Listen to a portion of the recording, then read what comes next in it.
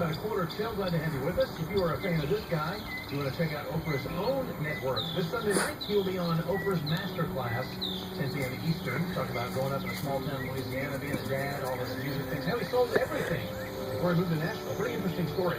Tim McGraw, Live Like You Were Dying. Tony and Chris in the morning. When I was in my early 40s, with a lot of life before me, and a moment came that stopped me on a dime. I spent most of the next days looking at the x-rays, talking about the options, and talking about the sweet times.